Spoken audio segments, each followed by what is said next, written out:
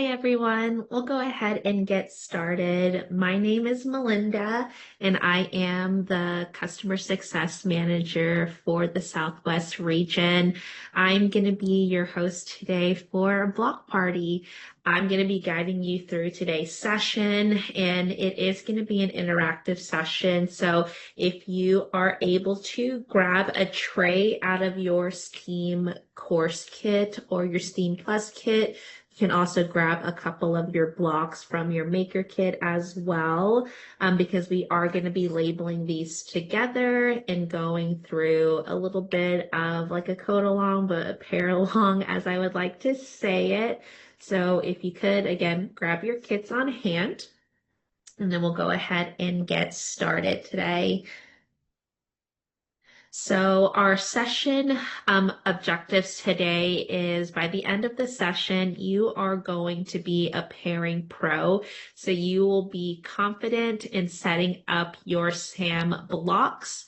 And whenever your students are on the actual platform, they will have no hesitancy in finding the block that belongs to them. We're also going to be organization pros as well, and we're going to organize your blocks effectively with stickers and labeling.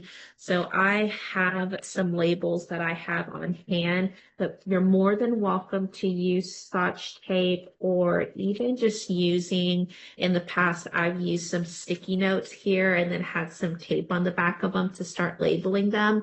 However you would like to do it, feel free to. You can even use plain computer tape as well.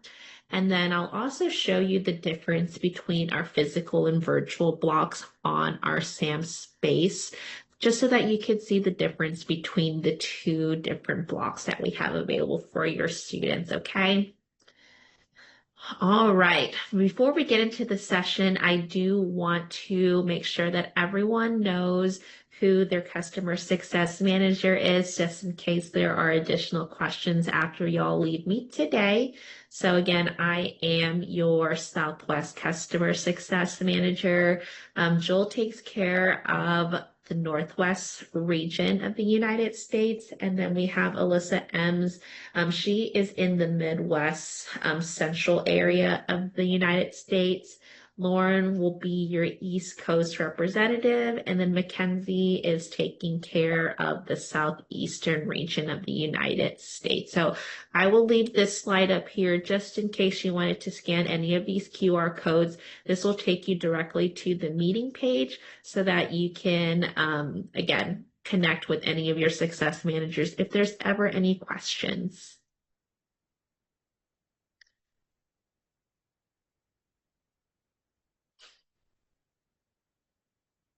All right, we'll go ahead and head on to our next slide. So the agenda today, we are going to go over pairing ID overview. So I'll give you a tour of how to find that whenever you are connecting.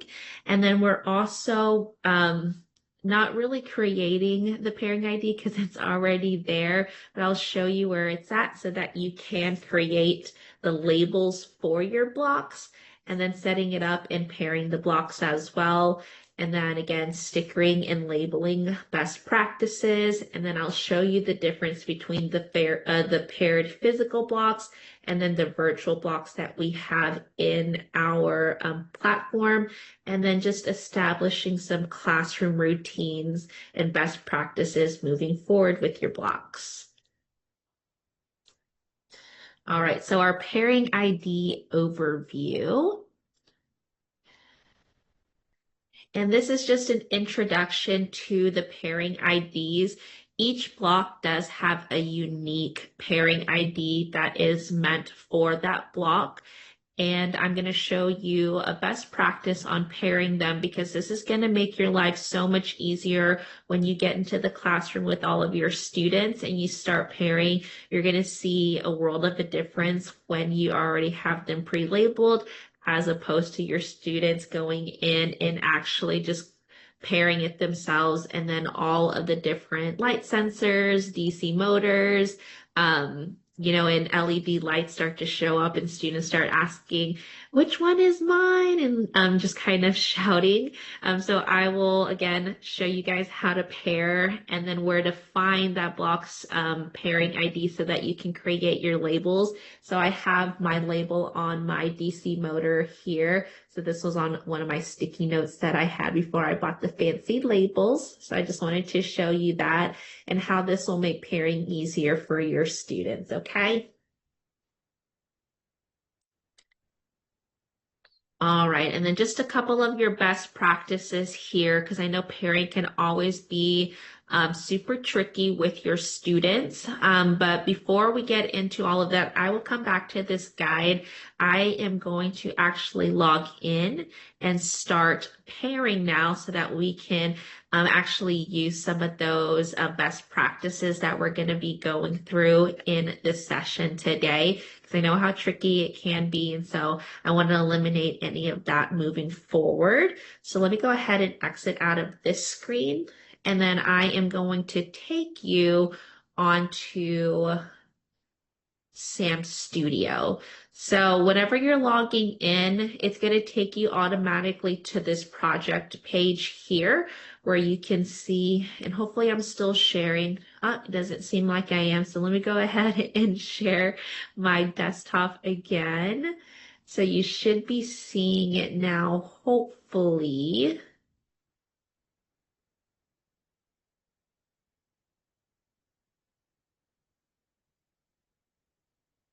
Let's see. Okay, perfect. So it's going to automatically prompt you to the projects page here. And so the best practice here is to always ensure that your students are saving their projects into the cloud. And so you can always see that there's this indication here that it is being saved to the cloud because it has that blue highlight over the cloud. That way, if your students switch devices during the semester or they use someone else's computer, they can ensure that all of their projects are being shared to the cloud. But I'm going to go ahead and head on over to Create New, and then I'm going to hit on Sam Space, and then we're going to go ahead and start connecting. So to start connecting, you're just going to head on down to the bottom of our Sam Space area, and then you're going to click on Connect. And then this connecting panel is going to push out, and this is what you're going to see.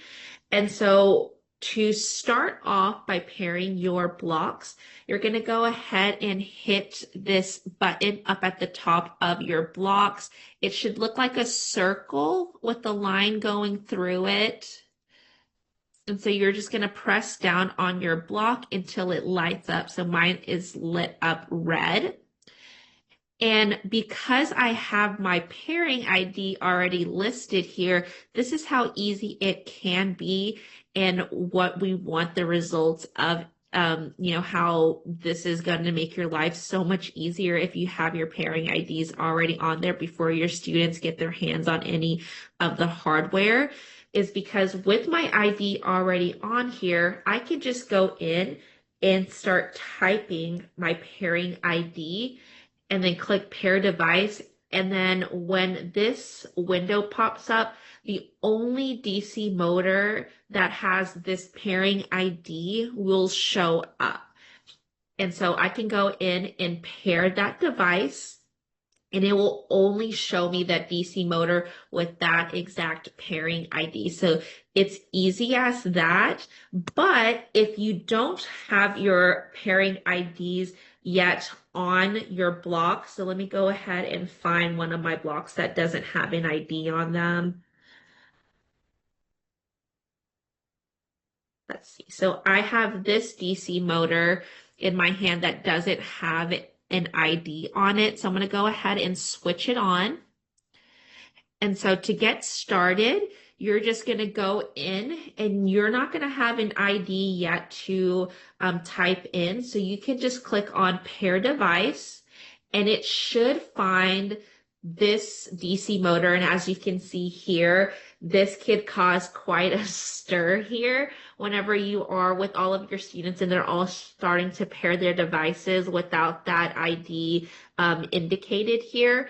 And so this one's already paired for me because that's that one right here. But this is the DC motor for this one. So when I go in and start pairing, this DC motor should light up the same color as the block that's highlighted here. So it has that blue ring around it, and that will indicate to me that this is the right block. So hopefully y'all are able to see that being illuminated. And so that indicates again to me that this is the correct block. And then directly underneath the block, you're going to see that pairing ID. And so let's go ahead and grab any of our tools that we're going to be using to label to start writing the label here. And so I'll grab one of my stickies. And I'm going to write this ID on one of my sticky notes. So for me, mine is 569E.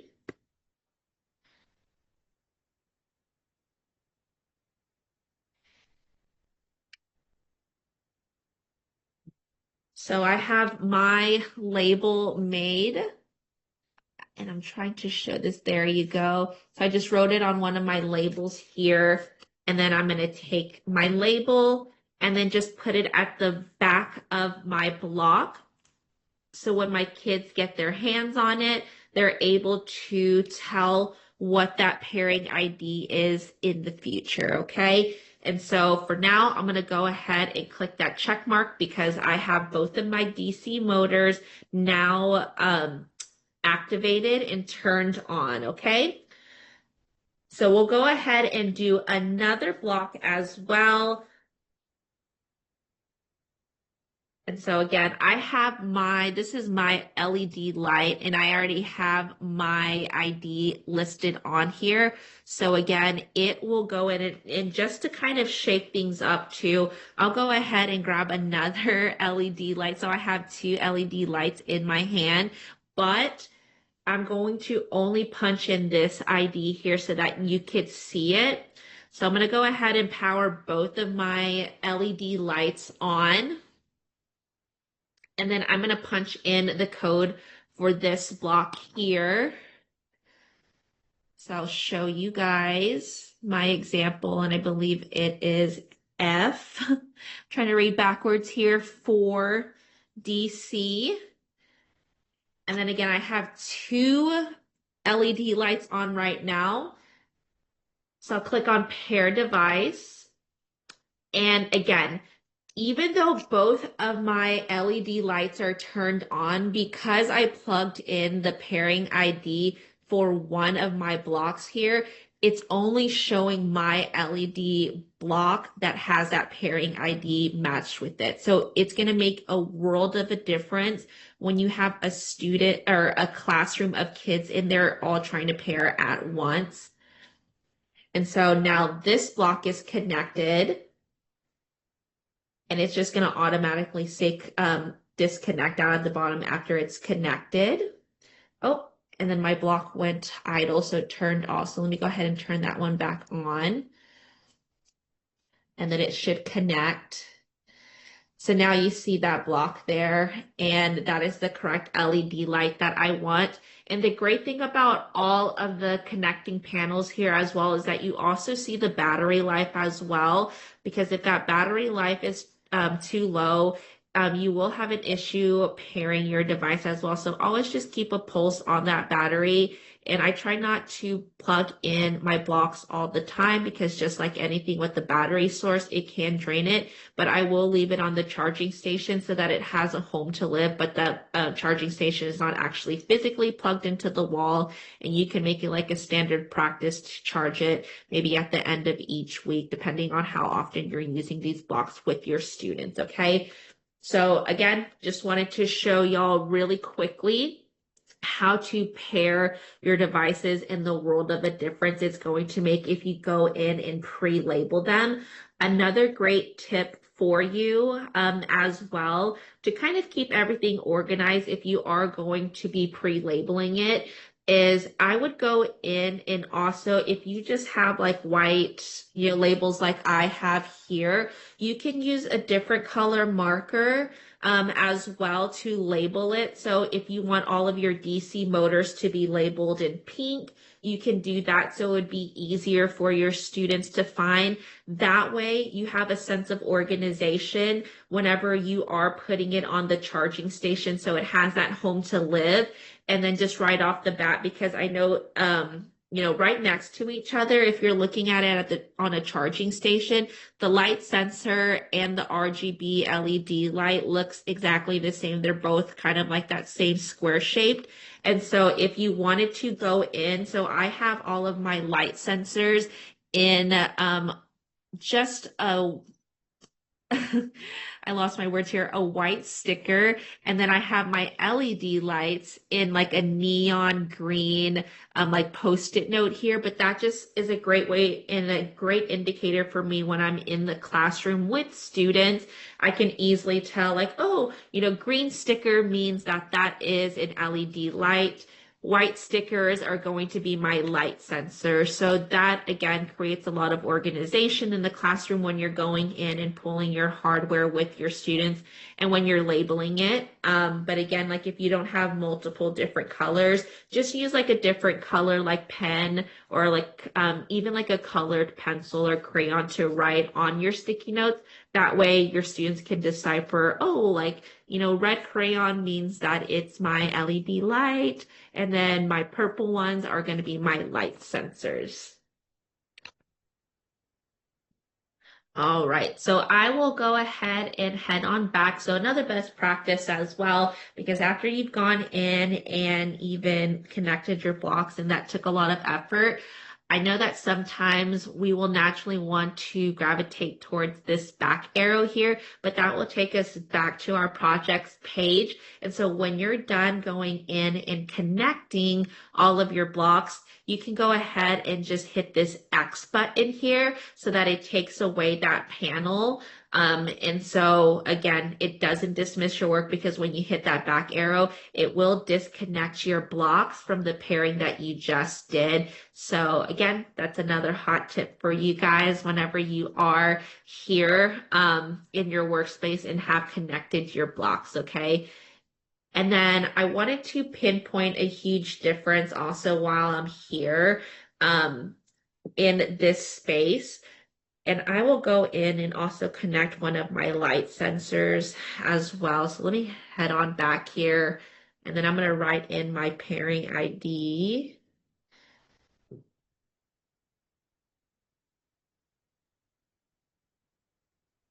Because I want to have an input button as well. So I'll hit X. And then you're going to notice here at the bottom of my workspace in my STAM Studio lab creation, you're going to see that we have a couple of different buttons here lined at the bottom.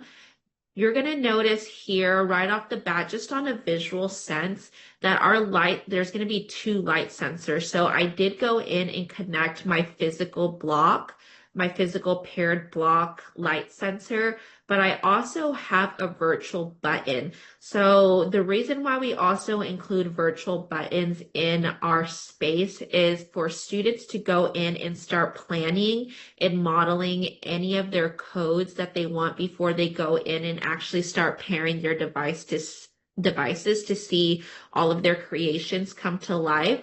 And so you're going to notice just on a visual sense that the light sensor for the virtual block is not shaded in, as opposed to this light sensor here. There is a little bit of shading in here. So visually, that is where you can also see a difference.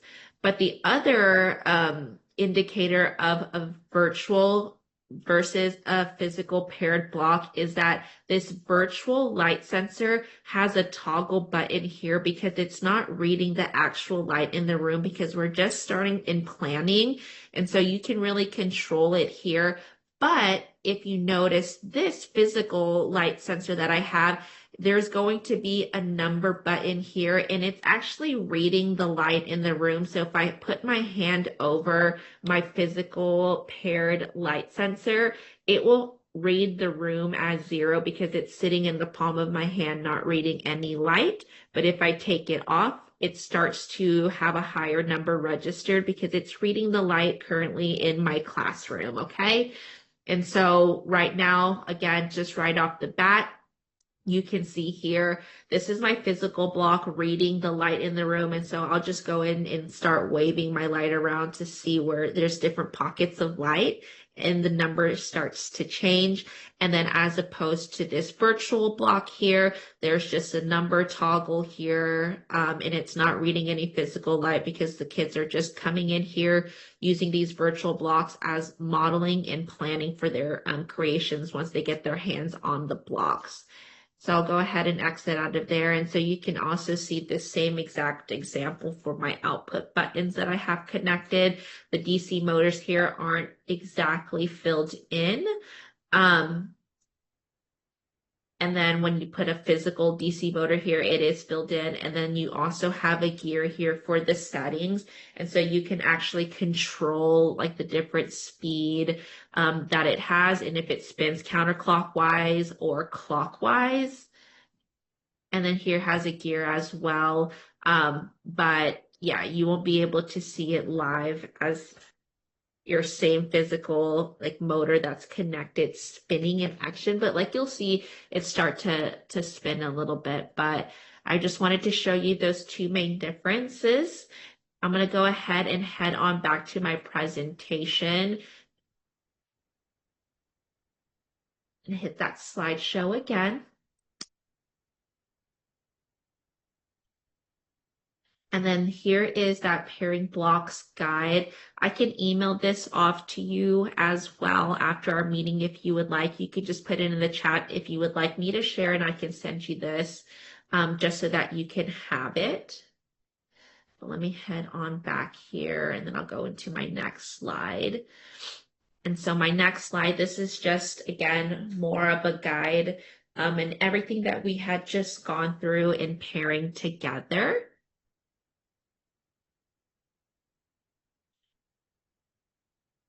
And I keep hitting on that document. So let me go ahead and use my arrows to move on. But here are some more best pairing practices to make your life easier. And I did drop them as I was going in and doing the pairing with you guys in our workshop today. So if you are going in and labeling your blocks, this will help you save time and prevent any mix-ups in the classroom with your students. So again, label, label, label.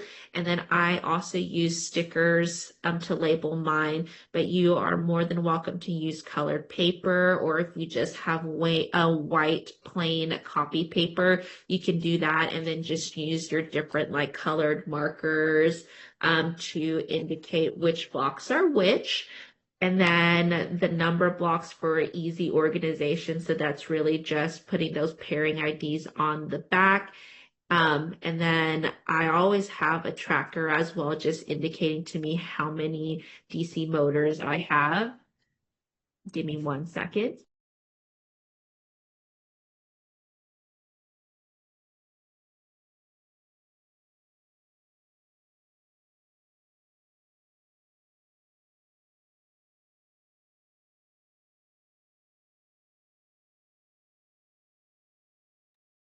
Sorry about that. My dogs were in the background.